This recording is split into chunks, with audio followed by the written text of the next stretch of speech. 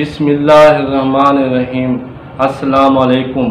حمد خدا کے بعد درود حضرت محمد صلی اللہ علیہ وآلہ وسلم پر ہمارا آج کا ٹاپک ہے قرآن اور تخلیق آدم۔ اولین انسانوں کی تخلیق پر کئی سائنسی نظریات ہیں، جیسے ارسطو سے بایوجینس اور بایوجینس اور ڈارون اور لیمارک، اور پھر جدید نظریہ کیمیائی نامیاتی ارتقاء تک بہت کچھ ہے۔ ہم ان کو یہاں بحث نہیں کریں گے، بلکہ جو قرآن نے انسانوں یا آدم کی تخلیق کے بارے میں بیان کیا ہے صرف وہی ڈسکس کریں گے۔ تخلیق آدم انتہائی دقیق اور سائنسی اور بیولوجیکل موضوع ہے، اس کو انتہائی غور و فکر سے سمجھنا ہوگا۔ یہ گفتگو ہم تقریباً 4 یا 5 ویڈیو میں مکمل کریں گے۔ اللہ تعالیٰ نے انسان کو حکم دیا ہے کہ سوچے وہ کیسے خلق ہوا ہے۔ سورۃ طارق میں فرمایا تو چاہے کہ انسان غور کرے کیسے خلق کیا گیا ہے۔ اللہ تعالیٰ نے سورۃ الجاثیہ میں فرمایا کہ حیات یعنی انسان اور مختلف جانوروں کی تخلیق میں اللہ تعالیٰ قوانین یعنی آیات کو استعمال کیا ہے، اور تمہاری تخلیق میں اور جو جانور پھیلاتا ہے ان میں آیات یعنی قوانین ہیں یقین والوں کے لیے۔ ہمیں ان دونوں آیتوں سے معلوم ہوا کہ اللہ نے حکم دیا ہے کہ انسان اپنی تخلیق کے بارے میں غور و فکر کرے، اور ساتھ یہ بھی بتا دیا کہ تمہاری تخلیق یا تمام حیات کی تخلیق قوانین کے مطابق ہوئی ہے۔ حضرت محمد صلی اللہ علیہ وآلہ وسلم نے مشکات شریف میں فرمایا اللہ نے زمین و آسمان کی تخلیق سے 50,000 سال پہلے مخلوق کی تقدیر یعنی قوانین لکھے۔ ہم اور آپ لوگ یہ نہ سمجھیں کہ انسانوں کی تخلیق میں بغیر قوانین سے ہوئی ہے۔ اللہ تعالیٰ نے سب سے پہلے انسان کو تخلیق کرنے کے لیے قوانین بنائے، پھر ان قوانین کے تحت انسان یا حیات تخلیق ہوئی ہے۔ ہم انسان کی تخلیق کے متعلق موجودہ اسلامی نظریہ اور قرآن کے حقیقی نظریوں دونوں کو ایک ساتھ آگے بیان کریں گے۔ اللہ تعالیٰ نے آدم کو اپنے ہاتھوں سے تخلیق کیا ہے۔ سورۃ صاد میں اللہ تعالیٰ نے فرمایا کہ کہا اے ابلیس، تجھے کس چیز نے روکا کہ تو اس کے لیے سجدہ کرے جسے میں نے اپنے ہاتھوں سے خلق کیا ہے۔ اب سوال یہ ہے کہ ہاتھ سے انسان کو تخلیق کرنے سے کیا مراد ہے؟ فرض کرتے ہیں کہ اللہ نے آدم کو ایسے تخلیق کیا ہے جیسا کہ پوری اسلامی دنیا میں تخلیق آدم کے متعلق یہ عقیدہ رائج ہے کہ اللہ نے اپنے ہاتھوں سے مٹی لے کر پانی ریت شامل کر کے مٹی کے برتن کی طرح پتلا بنایا اور روح پھونک دی۔ خیال رہے یہ ایک رائے ہے، قرآن و حدیث سے اس کی کوئی حقیقت نہیں ہے۔ اب ہم نے دیکھنا یہ ہے کہ اللہ تعالیٰ کے ہاتھوں سے انسان کو کیسے خلق کیا، یہ ہاتھوں سے خلق کرنے سے مراد کیا ہے۔ جیسے اللہ نے آدم کو اپنے ہاتھوں سے خلق کیا، بالکل ایسے ہی جانوروں کو بھی اللہ نے اپنے ہاتھوں سے خلق کیا، اور آسمان کو بھی اللہ تعالیٰ نے اپنے ہاتھوں سے خلق کیا۔ کیا انہوں نے نہ دیکھا ہم نے اپنے ہاتھوں سے بنے ہوئے چوپائے یعنی جانور پیدا کیے تو یہ ان کے مالک ہیں۔ سورۃ ذاریات میں فرمایا اور آسمان کو ہم نے اپنے ہاتھوں سے بنایا، بے شک ہم وسعت دینے والے ہیں۔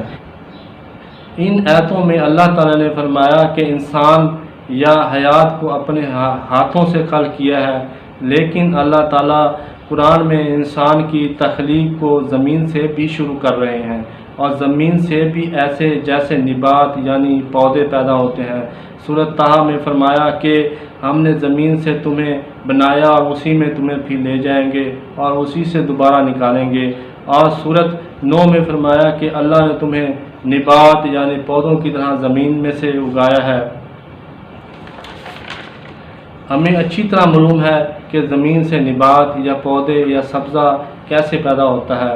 اگر اللہ تعالیٰ نے اپنے ہاتھوں سے مٹی کا پتلا بنایا تھا اور دوسری آیات کے زمین سے نبات کی طرح پیدا کیا ہے، تب دونوں سوچوں یا دونوں طریقوں میں ہاتھ سے مٹی کا پتلا اور پودوں کی طرح پیدا ہونا، دونوں طریقوں میں بہت اختلاف پیدا ہو جاتا ہے۔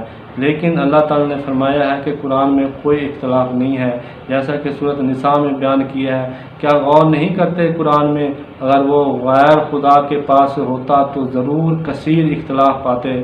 ہم ہاتھ سے تخلیق اور پودوں کی طرح زمین سے پیدا ہونا یا اگنا کے اختلاف کو ابھی ختم کر دیں گے۔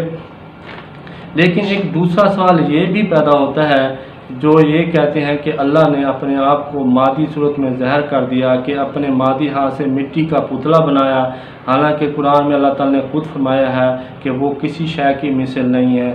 سورۃ نحل میں فرمایا اور اللہ کی مثال بیان نہ کرو، اور سورۃ شعراء میں فرمایا وہ کسی شے کی مثل نہیں، وہ سمیع و بصیر ہے۔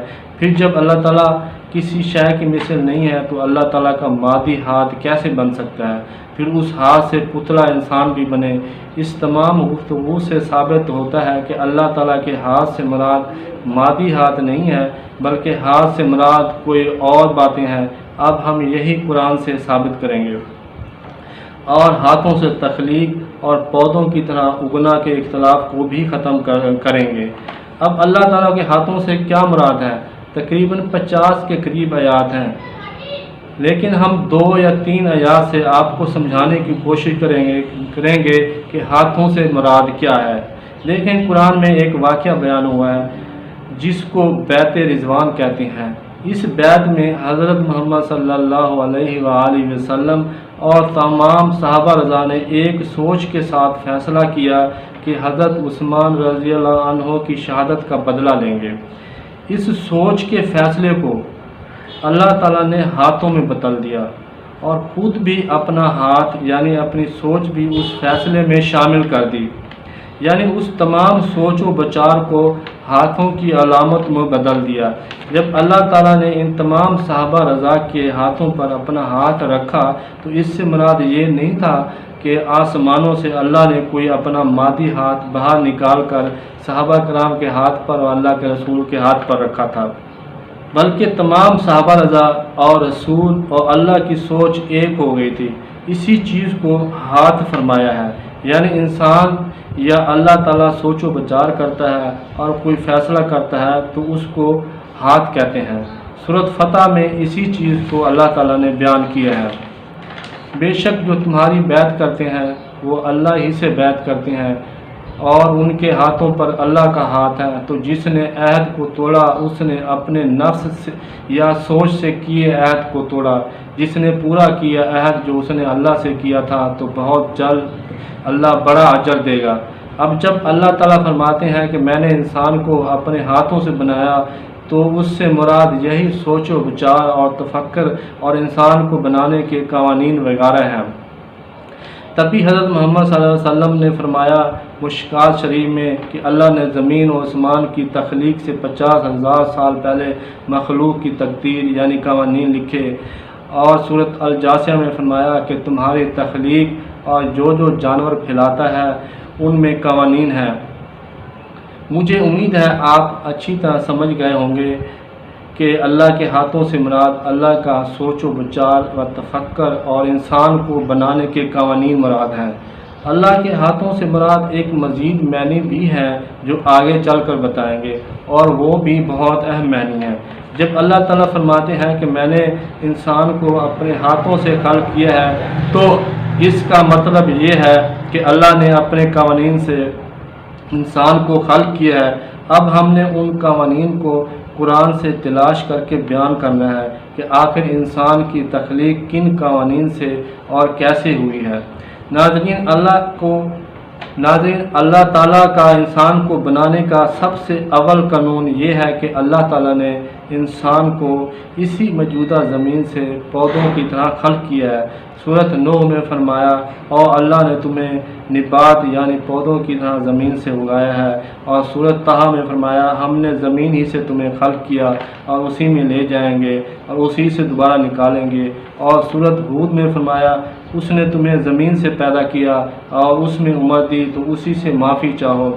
ہمیں تمام آیتوں کو سمجھنے کے بعد یہ معلوم ہوا ہے کہ اللہ تعالیٰ کا انسانوں یا آدم کو اپنے ہاتھوں سے تخلیق کرنے سے مراد اپنے حیاتی قوانین ہے، اور سب سے اول قانون یہ ہے کہ اللہ تعالیٰ نے انسان کو اسی موجودہ زمین سے ایسے پیدا یا خلق کیا ہے جیسے زمین سے پودے خلق ہوتے ہیں۔ انشاءاللہ اگلی ویڈیو میں ہم تخلیق انسان کو آگے بڑھائیں گے۔ پلیز ہمارے چینل تشکیل جدید ٹی وی کو سبسکرائب کریں، ویڈیو کو لائک کریں۔ تمام تعریفیں اللہ تعالیٰ کے لیے ہیں۔ شکریہ، والسلام۔